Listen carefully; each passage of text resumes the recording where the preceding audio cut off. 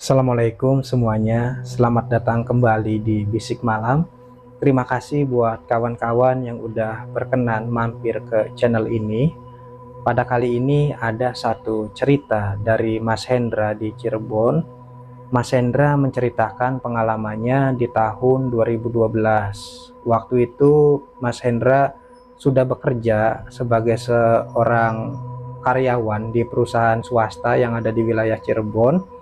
Nah, Mas Hendra ini tinggal sama adiknya. Jadi semenjak kedua orang tua Mas Hendra memutuskan untuk berpisah, bercerai, Mas Hendra sama adiknya namanya Adit. Jadi nggak mau ikut sama bapak, nggak mau ikut sama ibu. Mereka tuh ya belajar mandiri ngomongnya kayak gitu. Alhamdulillah pada waktu kejadian ini Mas Hendra udah kerja, Adit juga udah kerja. Jadi mereka berdua ini ya udah kerja. Kalau sekarang kan mereka ya tinggalnya ya dengan keluarganya masing-masing. Cuman sewaktu mengalami kejadian ini mereka berdua itu masih sama-sama tinggal di rumah kontrakan. Nah, ceritanya waktu itu hari Sabtu, Mas Hendra sama Adit ini udah merencanakan buat liburan. Hari Sabtu kan kebetulan Mas Hendranya libur, Aditnya juga libur. Jadi apa salahnya lah kalau kita liburan gitu, Dit? Ya udah Mas, kemana Mas? Liburan ke ini aja, ke Guci. Guci ini salah satu pemandian air panas yang ada di kaki Gunung Slamet. Mungkin ya kawan-kawan juga udah familiar ya. Letaknya di wilayah Tegal, Jawa Tengah. Nah, Mas Adit sama Mas Hendra udah merencanakan nanti Sabtu pagi kita berangkat, Dit. Oke, kata Mas Adit kan. Cuman beberapa jam sebelum berangkat, tiba-tiba banget bosnya Mas Hendra ini telepon ngasih undangan buat makan malam. Nah, kayaknya nih nggak bisa ditolak, Dit. Kenapa Mas? Soalnya ya agak lain bosnya Mas nih, ya Mas Adit. Ya ngerti lah kalau yang lebih paham kondisinya ini kan ya masnya ini, Mas Hendra kan lebih paham karena itu bosnya dia, tabiatnya gimana, wataknya gimana.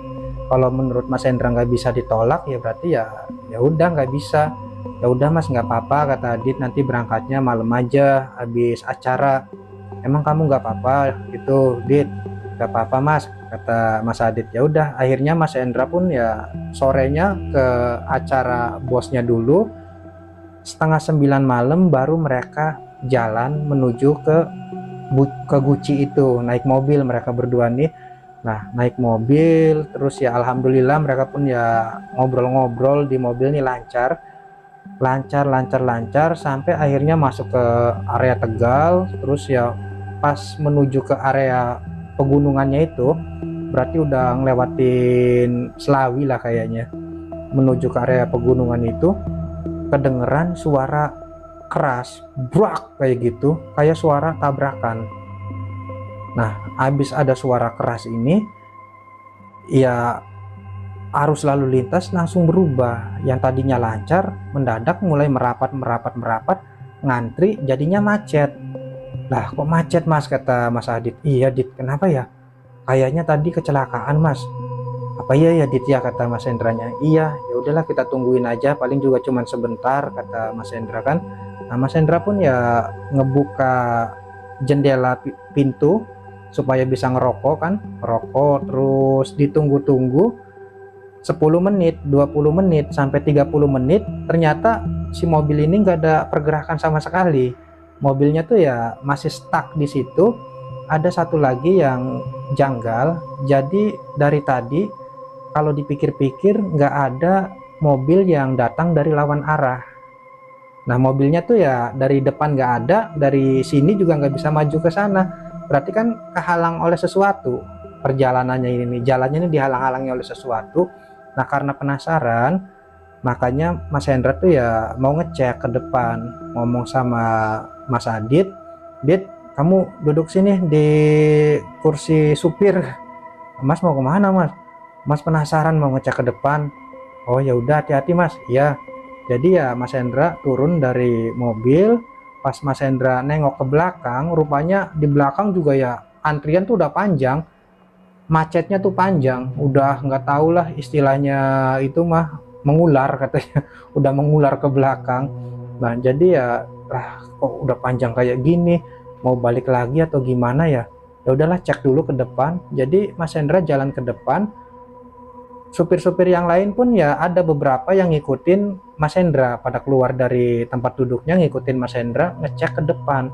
Nah begitu sampai ke pusat kecelakaan, pusat kemacetan ini, Mas Hendra itu udah ngelihat dari jauh, juga udah ngelihat sebenarnya banyak lampu hazard, cuman pas ngedeket itu nggak nyangka di situ kan udah banyak orang berkerumun.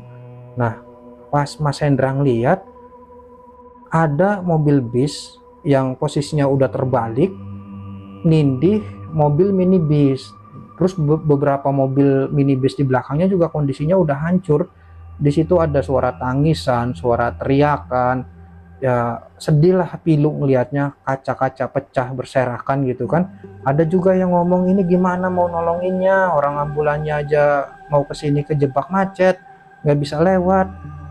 Aduh iya gimana ya, kata ini kan, kata Mas Hendra tuh. Mas Hendra cuman ngeliatin sekeliling. Nah pandangan mata Mas Hendra ini ya tertuju ke seorang laki-laki. Jadi ada laki-laki di situ tuh duduk nggak jauh dari lokasi kecelakaan. Kondisinya ya kayaknya memang lumayan parah. Si laki-laki itu setelah dideketin sama Mas Hendra memang lagi nangis, lagi duduk nyandar di pohon nangis, pakai baju batik, celananya nih celana bahan, cuman lututnya robek, ada darahnya juga di lututnya, di pelipisnya juga ngeluarin darah. Si laki-laki itu nangis. Mas Hendra langsung bisa nebak kan kalau si laki-laki ini korban yang kayaknya berhasil selamat dari kejadian ini kan. Jadi didatengin sama Mas Hendra, ya Pak gimana kondisinya, apa aja yang sakit gitu kan. Kata si bapak itu sambil nangis, Mas kalau saya nggak apa-apa Mas, tapi tolong itu anak saya, istri saya masih di dalam mobil, tolong Mas, tolong, sambil nangis kayak gitu. Mas Hendra pun ya nggak bisa berbuat apa-apa kan. Mas Hendra cuman bisa ya sabar-sabarin aja, sabar Pak, sabar, saya dengar ambulan juga lagi kesini buat nolongin. Nah si bapak itu cuma nangis aja. Mas Hendra nih pengen mastiin, istrinya bapak ciri-cirinya gimana Pak. Istri saya pakai kemeja pakai kebaya warna kuning, terus rambutnya juga disanggul. Oh gitu Pak, iya soalnya kami tuh ya baru pulang kondangan.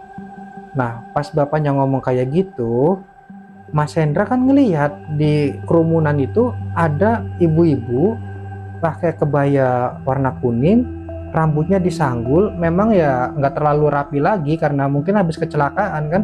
Di pelipisnya juga ada darah yang udah mulai kering. Nah lihat itu kan Mas Hendra langsung ngomong sama si bapaknya, Pak semangat kan Mas Hendra, itu Pak istri bapak Pak, istri bapak. Nah si bapaknya pun langsung bangun, mana Mas, mana Mas, itu. Nah cuman si bapak ini bukannya seneng malah marah. Mas sampean itu ya jangan kurang ajar lah, orang lagi berduka malah dikerjain, saya itu nggak ngeliat apa-apa, jangan kayak gitulah Mas, katanya. Jadi si bapak ini malah marah.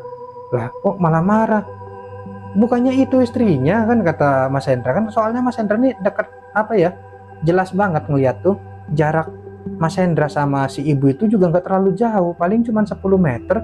Kan diyakinin lagi sama Mas Hendra, Pak itu kan Pak istrinya Pak pakai kebaya warna kuning disanggul, nenteng ini tasnya warna coklat, kata Mas Hendra. Nah si bapak itu jadinya kan bangun lagi, cuman ya itu tadi si bapak malah tambah marah gara-gara kata dia tuh ya nggak ngelihat apa-apa, sampai si bapak ini yang ngumpat ngeluarin kata-kata kasar sama Mas Hendra.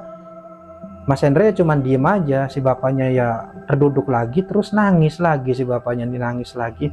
Ya Allah Pak kasihan banget katanya. Nah yang jadi masalah kenapa Mas Hendra bisa ngelihat ibu itu sementara si bapak ini nggak bisa ngelihat, apa jangan-jangan ibu ini hantu, jangan-jangan ibu ini arwah penasaran. Diperhatiin sama Mas Hendra kan, tapi enggak, iya itu mukanya pucet, kata Mas Hendra tuh mukanya pucet, terus ya di pelipisnya juga ada darah-darah kering, cara jalannya juga aneh, kayaknya hantu nih. Ya udahlah aku deketin, kata Mas Hendra tuh. Nah Mas Hendra tuh nggak tahu kenapa dia malah ngedeketin sosok ibu-ibu itu. ngedeketin, terus ngelangkah makin deket, makin deket, makin deket, sampai kurang lebih jarak mereka 4 meter. Memang pandangan si ibu ini kosong, pandangan si ibu ini tuh nggak ngeliatin ke Mas Hendra, kosong. Nah, sewaktu Mas Hendra mau menyapa si ibu ini, tiba-tiba ada petugas yang datang ngomong ke si ibu ini. Kata petugas ngomong, "Bu, Bapak udah diangkat." Nah, terus petugasnya jalan ke tempat kecelakaan. Ibu itu juga ikut. Si ibu ini nggak jawab iya, enggak kah, cuman diem aja. Nggak tahu kenapa Mas Hendra itu ngikut di belakang si ibu. Nah, sampai di lokasi kecelakaan, di situ udah tergeletak sosok jenazah pakai baju batik. Ya, si ibunya langsung lari ke jenazah itu, langsung nangis sambil ngomong, "Bapak, jangan tinggalin ibu, Pak, jangan tinggalin ibu." Mas Hendra kan makin deket, perasaan Mas Hendra nih udah nggak enak, udah jantung nih udah deg deg deg deg. Ternyata bener apa yang nggak disangka-sangka sama Mas Hendra, suaminya itu yang terbaring di atas aspal, ternyata bapak-bapak yang diajak ngobrol sama Mas Hendra tadi. Loh, kok bapak ini meninggal, padahal tadi barusan ngobrol sama aku di situ, kata Mas Hendra kan. Jadi yang ngobrol sama aku itu tadi jangan-jangan arwah penasaran yang bahkan dia sendiri tuh nggak sadar kalau dia itu udah mati apa ya. Gemeter, Mas Hendra tuh badannya gemeter. Udahlah, balik lagi ke mobil. Mas Hendra balik lagi ke mobil, jalannya sempoyongan, badan rasanya dingin. Nyampe mobil ditanya sama Mas Adit, "Mas, kok pucet kayak gitu, Mas?" "Iya, Dit, bisa bawa mobil kan, Dit?" "Bisa Mas, udah istirahat aja." Jadi ya Mas Hendra tuh sepanjang perjalanan sampai ke Guci nggak banyak ngomong, cuman diem aja, mukanya pucet. Ya gara-gara kejadian ini. Ceritanya pun selesai sampai situ. Terima kasih buat kawan-kawan yang udah mendengarkan cerita ini. Mudah-mudahan bisa menghibur kawan-kawan semua. Apabila dalam penyampaian banyak kata-kata yang kurang berkenan, mohon maaf yang sebesar-besarnya. Saya Mang Asep, pamit undur diri. Assalamualaikum.